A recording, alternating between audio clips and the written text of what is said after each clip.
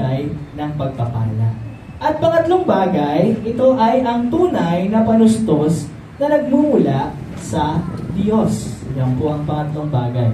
Kung babasahin natin ang Matthew chapter 6, verse 31 to 33. Sinasabi dito, kaya't huwag kayong mag-alala na baka kayo kapusin sa pagkain, inumin o damit. Hindi ba't ang mga hintil ang nababahala tungkol sa mga bagay na ito? Alam na ng inyong Ama na nasa langit na kailangan ninyo ang lahat ng ito. Ngunit higit sa lahat ay bigyang halaga ninyo ang kaharian ng Diyos at ang pamumuhay ng ayon sa kanyang kalooban at ibibigay niya sa inyo ang lahat ng mga bagay na ito. Ayan. So, sa madaling salita, unahin mo ang Panginoon at uunahin ka niya. Ayan. Amen? No? Napakadaling mag-alala kasi sa ating mga pang-araw-araw na pangangailangan. Amen? No? Napakadali talaga na simpleng, ano kayang ulam sa tanghalian? May mga ulam na ba tayo mamaya pagkatapos ng simba? Meron na ba? No, ready na? Ayan. So, sa mga hindi pa, iisipin mo yan ngayon, mag-aalala ka, pagkatapos ng simba, magluluto pa ka. Sana matapos bago mag-12. No? O kaya, pasok pa ako mamaya. Sana umabot, no? Hindi ako malate. No? Ayan. So, marami tayong mga pag-aalala sa ating isipan. No? Marami tayong mga kailangan sa pang-araw-araw na buhay natin. Pero sabi ng Panginoon, unahin mo ang Diyos at siya ang bahala sa iba. No? Ang Panginoon ang bahala sa ating mga kailangan hanggat siya ang iyong uunahin. Dahil hindi na dapat natin inuuna ang ating takot sa kawalan. No? Hindi dapat natin ito inuuna. Dapat inuuna natin ang ating pagtitiwala at pananampalataya sa Panginoon. Amen? Ayan. So, marami tayong mga halimbawa yan sa Biblia. Ngunit, kung titignan lang natin sa ating mga paligid, makikita natin ang kabutihan ng Panginoon. Unang-una ay sa mga ibon. No? Ang mga ibon, hindi yan nagtatrabaho. Tama? No? Hindi yan sila nagtatrabaho sa mga boss nila every single weekdays. No? Sila ay inaalagaan ng Panginoon. Ang Panginoon ang nagbibigay ng makakain nila. No? Kasi kung hindi yan inaalagaan ng Panginoon, matagal nang walang ibon sa mundo. No? Ganon din naman tayo, no? Mga tao dito sa mundong ito. Tayo, marami tayong mga paraan upang tayo ay mabuhay. No? Meron tayong mga farmers, meron tayong mga karpentero para sa ating mga shelter, marami tayong iba't ibang mga paraan, no, para tayo ay mabuhay. Ngunit, at the end of the day, ang Panginoon ang nagpo-provide ng mga ito. Ang Panginoon ang nagpo-provide ng trabaho mo. Ang Panginoon ang nag-provide ng kakainin mo ngayong tanghalian, no, mamayang alas 12. No? Dahil ang Panginoon ang siyang provider ng lahat ng mga bagay sa mundong ito, lalo na sa ating buhay. Ayan. Kaya, huwag nating sayangin ang mga pagkakataon, lagi nating pasalamatan ang Panginoon.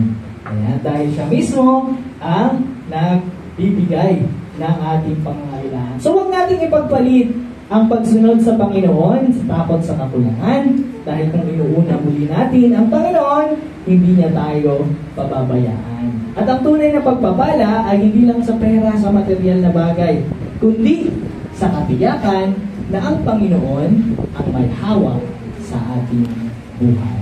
Ayan po ang tunay na pagpapala ng Panginoon. Dahil kada umaga na tayo ay gumigising, yan mismo ang pinakayaman natin. Pinakayaman natin ang buhay. Amen? Kasi pag di ka nagising kinabukasan, lahat ng pinaghirapan mo, lahat ng yaman mo sa mundo, hindi mo naman yan may enjoy. No?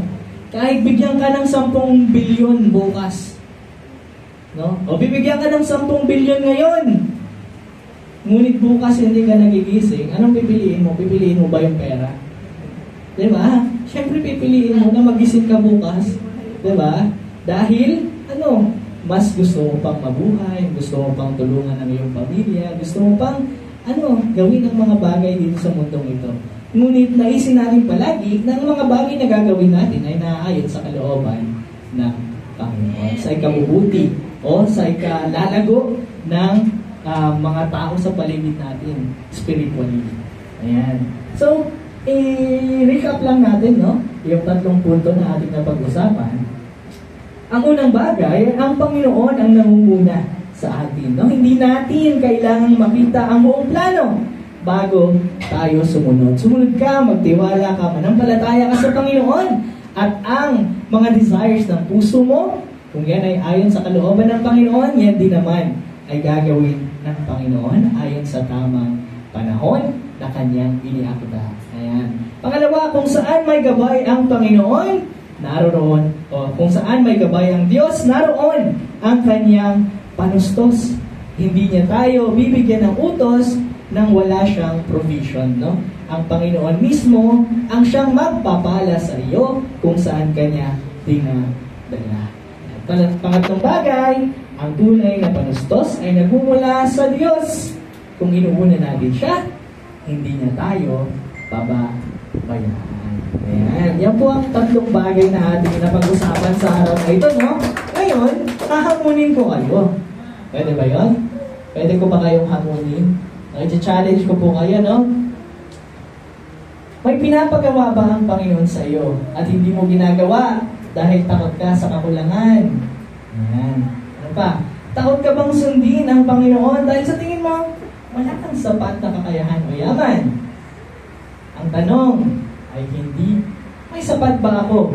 Kundi, siya ba ang nangunguna sa akin? Ayan. So kung siya ang nangunguna sa iyo, siya rin ang magpapala sa iyo, kaya gawin po natin ang mga nais na gawin ng Panginoon para sa atin. Amen? Sabi mo nga sa iyong sarili, gagawin ko. Ayan, gagawin ko ang plano ng Panginoon, ang kalooban ng Panginoon. Ayan. So, lagi natin ipanalangin yan sa Panginoon, Nabigyan tayo ng lakas ng loob upang tayo ay sumunod. At pananampalataya upang tayo ay patuloy na magtiwala sa kanyang mga utos at humingi tayo ng kalinawan upang lagi natin makita ang kanyang patnubay sa buhay. Ayan. So, kung nasaan nangunguna ang Diyos, siya ang magpapala sa atin. Magandang umaga sa Panginoon at magandang umaga